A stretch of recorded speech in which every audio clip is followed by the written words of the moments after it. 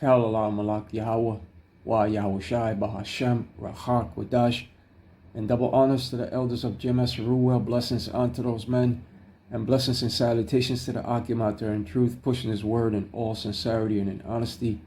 With that being said, Shalom Israel Barakatah. Today's lesson, the D.U.M.B.S of REFUGE. And when it comes to the building of these underground bunkers, they are known as D.U.M.B.S, or deep underground military bases. With that being said, let's go over to the scripture of Amos 9:2, because it speaks of these so-called D.U.M.B.S.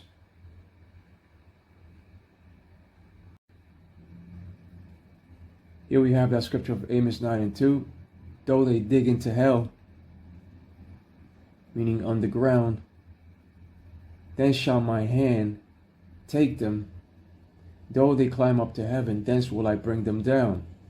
Though they dig into hell, meaning into their deep underground military bases or D.U.M.B.S, then shall my hand take them.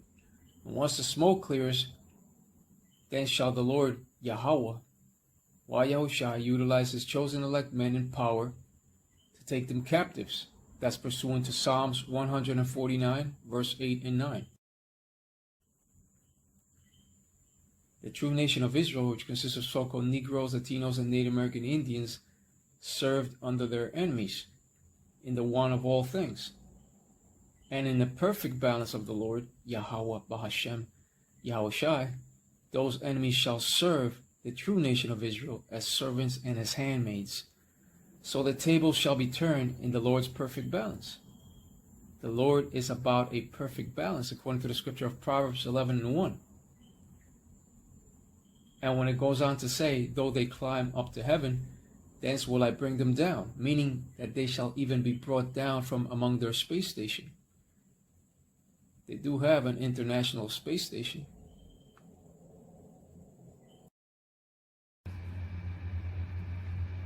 Amos 9:3. And though they hide themselves in the top of Carmel, I will search and take them out thence. And though they be hid from my sight in the bottom of the sea, thence will I command the serpent, and he shall bite them. And though they be hid from my sight in the bottom of the sea, thence will I command the serpent, and he shall bite them. Even the enormous Leviathan that was made to inhabit the moist shall bite them at the bottom of the sea. And that word bite, according to its etymology online, means to pierce or cut with the teeth. So in other words, there will be no place to run and no place to hide from the eyes and judgment of the Lord Yahweh, Wa Yahushai. Nowhere to run and nowhere to hide. Just like the song of Martha Reeves and the Vandellas. But when it comes to those places of refuge upon Babylon the Great, which is America, they shall only be temporary, because the scripture of Jeremiah 51 and verse 29 has said that it shall become a desolation and without inhabitants. That is the utter judgment of Babylon the Great in these times. Jeremiah 51 verse 29. And the land shall tremble in sorrow, for every purpose of the Lord shall be performed against Babylon, to make the land of Babylon a desolation without an inhabitant.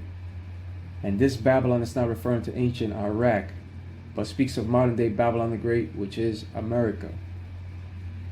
America is modern day Babylon the Great. Biblical prophecy has said, for every purpose of the Lord Yahweh Bahashem Yahushai shall be performed against Babylon, to make the land of Babylon a desolation without an inhabitant. Russia, along with the other nations, shall shoot forth their arrows of destruction. And when it comes to biblical scripture, it clearly states that the army of the horsemen was 200 million missiles. Let's also go over to that scripture. Here we have that scripture of Revelation 9:16. And the number of the army of the horsemen were 200,000, and I heard the number of them. And this scripture speaks of the 200 million missiles that shall take flight. Many missiles capable of carrying multiple warheads inside of that one missile alone, like the Sarmat of the Russian military. So imagine if multiple inbound missiles were to hit the same spot, it will just literally chip away at the land or mountainous region until there is nothing. Right, because you're talking about 200 million. It shall level modern day Babylon the Great from coast to coast. The reason I say that is because I asked Google what happens at ground zero of a nuclear detonation. And its reply was, thermal radiation is so intense that almost everything close to ground zero is vaporized. The extreme heat causes severe burns and ignites fires over a large area, which coalesce into a giant firestorm. Even people in underground shelters face likely death due to a lack of oxygen and carbon monoxide poisoning. And when it comes to the detonation of nuclear weapons, the radioactive material that is carried up into the air returns back to the earth as radioactive fallout. Right, that's where that wormwood of contamination comes into play. That's in Revelation 8 and 11. And when it comes to the word wormwood, it's of Ukrainian translation meaning Chernobyl. And we all know about the Chernobyl disaster that began on April 26, 1986, with the explosion of the number 4 reactor of the Chernobyl nuclear power plant. And that was near the city of Pripyat. So just imagine a constant bombardment of missiles falling upon modern day Babylon the Great. Nothing shall live.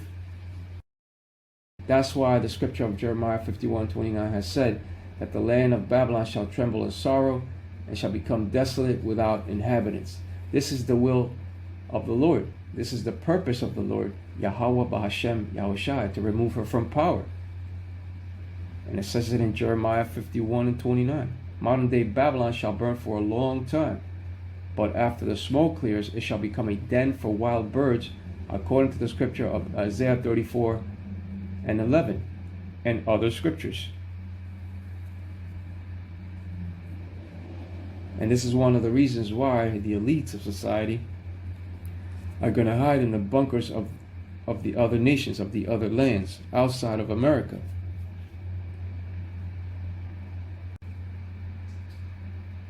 Here is Revelation 9 and 17. And thus I saw the horses in the vision, and them that sat on them, having breastplates of fire, and of jacinth and brimstone, and the heads of the horses were as the heads of lions, and out of their mouths issued fire and smoke and brimstone. And can real horses shoot forth fire, jacinth, and brimstone? The answer to that is no. This scripture refers to the deadly effects of a nuclear detonation. The heads of the horses speak of those nuclear warheads of destruction. Remember, one missile can carry multiple warheads. They showed you that in the movie Iron Man with the Jericho missile. And these missiles that shall be shot into the ends of the world, the ends of the world represents modern day Babylon the Great, which is America. That represents destruction and the end of this wicked generation and wicked civilization at hand. And the real servants of the Lord, Yahweh Yahushai, that are stationed in these four corners of the earth, are telling you what is getting ready to occur and take place in these last days. So the scripture of Ecclesiastes 3 and 8 has said, a time of war and a time of peace. But no longer are the nations at peace with one another. Now they find themselves in high war tensions with one another and continuing those high tensions.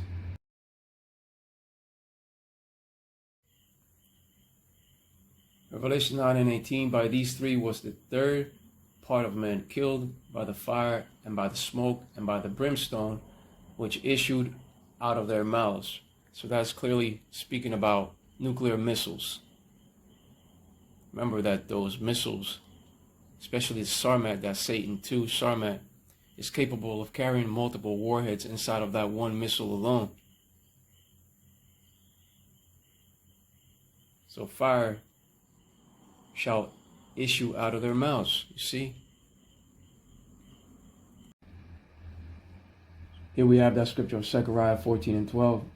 And this shall be the plague wherewith the Lord Yahweh Bahashem Yahushai will smite all the people that have fought against Jerusalem.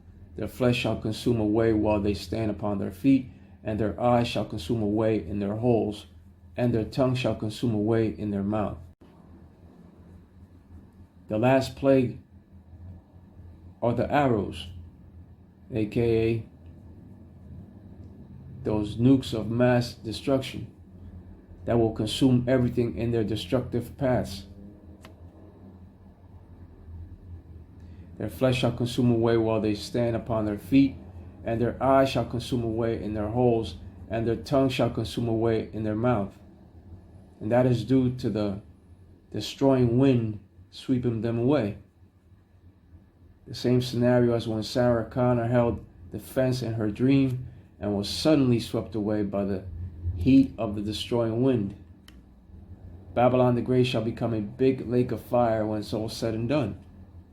But after the smoke clears, that's when those birds shall move in to stretch themselves upon that line of confusion among those borderlines of the states. You're not going to know where one state began and another one ended. Revelation 6:14. And the heaven departed as a scroll when it is rolled together, and every mountain and island were moved out of their places. Back then, they did not have fancy words such as ICBMs or nuclear missiles to describe those destructive weapons of the nations. So they named them as arrows, according to the terminology of their time, or what was known in their time. The heaven departed as a scroll refers to the effect of a mushroom cloud after detonation.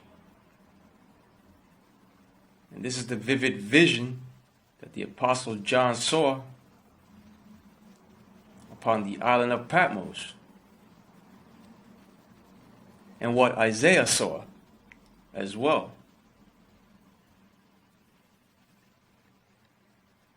Since they did not have the fancy terminology of a mushroom cloud during their time, they named the destructive effect as a rolled up scroll.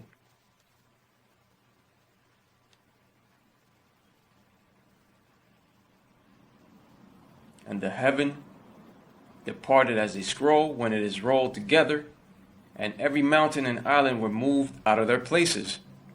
Right, due to the detonations of these nuclear weapons. The Lord did say that he would shake the heavens and the earth in the scripture of Haggai 2:6. But with that being said, Kalala Malak Yahweh, Wa Yahushai, Bahashem, Racha, Qudash, and double honors to the elders of D.U.M.B.S of REFUGE. Blessings unto those men, and blessings and salutations to the Akim out there in truth, pushing his word in all sincerity and in honesty. With that being said, Shalom Israel Barakatah. Shalom.